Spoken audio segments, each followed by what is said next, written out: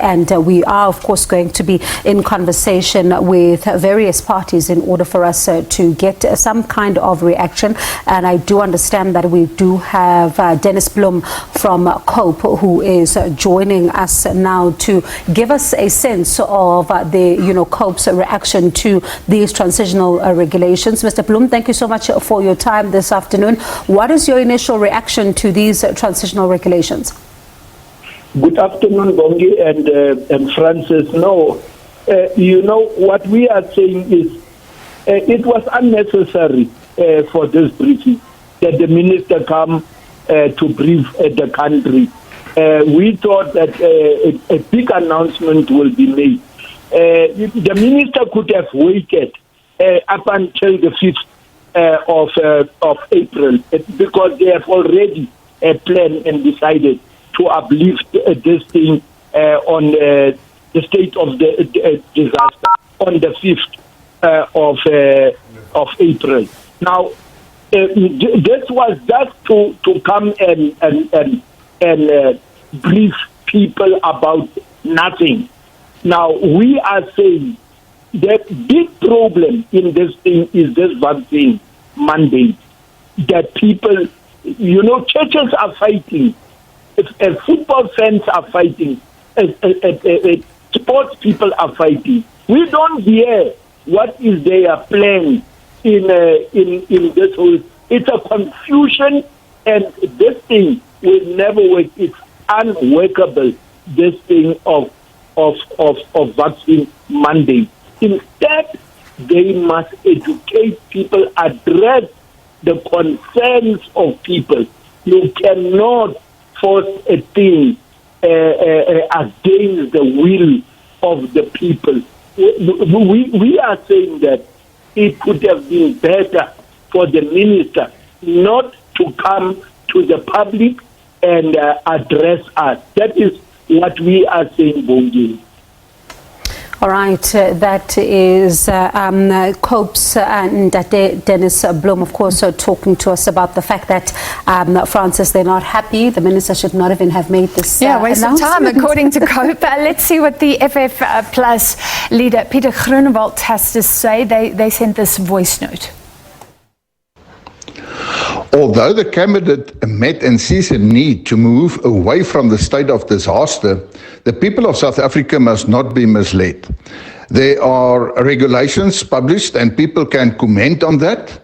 But if you look at those regulations, it is more or less the same whether it is under a state of disaster or not. The only thing that happens now is that the Minister for Health will now proclaim certain regulations under the Health Act, but those proclamations will still be the wishes and the misuse of power by the government. They will still do as they wish, because in terms of legislation, the minister is not bound by any proposals when it comes to the regulations. It's only inputs, and therefore the Freedom Front Plus is of the opinion that it is a misleading of the people to say that they want to end the state of disaster. It should have been ended long ago, but they will continue in the misuse of the power by the ANC government. There was FF Plus leader Peter Groenewald saying this has all been unnecessary from the start. And yes, interesting there that he's saying not much will be changed, even if there's input from people. Remember the minister saying that these new regulations that are allowed for 30 days after the state of disaster goes will be gazetted tonight and open for public comment for 2 days, I think it was. So technically people can comment on any of those regulations. All right, the IFP is up next. Francis Mkhuleko Hlengwa, who's a spokesperson for the party, joins us now. Now, Mkhuleko, one of the things that COPE talks about is the fact that there is no clarity around vaccine mandates, but the minister says that according to what they're going to be gazetting in terms of the regulations is that if you have 1,000 people indoors, you don't need to show a vaccine certificate. It's only if the crowd is bigger in an indoor event. Is this clear enough, though, for the companies when it comes to the issues around vaccine mandates?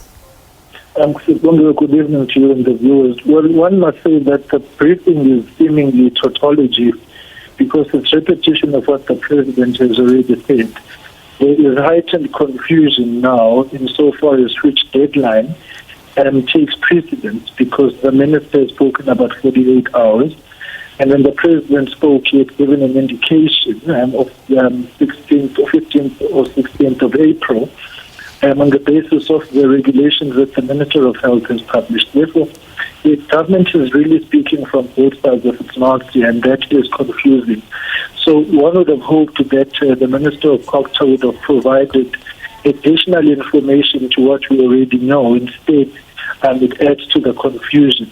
And on the issue of the vaccine mandate, obviously there is no clarity on that at this point in time because government has clearly taken a position not to take a position on this matter and yet wants to bring in through the vaccine mandate through the window. And so it leaves it and subjects it to interpretation of the establishment, and I can fundamentally believe that that is dangerous for the disaster management moving forward. The third aspect really is that the transitional period that the minister is speaking about is seemingly an extension of the disaster in itself and disaster management thereafter. So the IFP is of the view that government is in itself confused on this matter and is kowtowing to some sort of pressure and forcing them to make pronouncements which they are not ready to make, and we're in an environment where they are not ready as government to relinquish the disaster as declared, but obviously all indications are that it should actually go. The only issue for the IFP is that whether the disaster remains or doesn't, we are still calling on South Africans to exercise maximum discipline, and we're encouraging South Africans to get vaccinated because the ending of the disaster management does not indicate the ending of COVID-19 as a daily lived reality for all of us. And so the preventative action steps and protocols which have been encouraged in the past must actually continue. There is an added personal responsibility to all of us individually and collectively to continue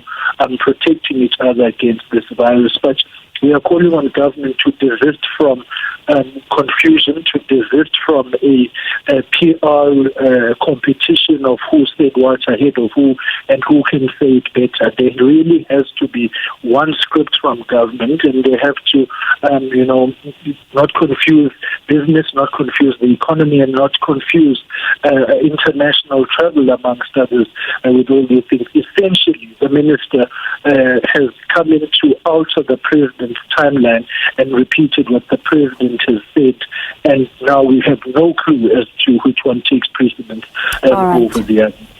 All right, Mashash, thank you so much for that as you give us the reaction of the IFP to this. It doesn't sound like, Francis, some political parties are actually quite convinced about this briefing. They call it tautology, they call it, all of it saying what was the point, because the president had stated a lot of these regulations anyway.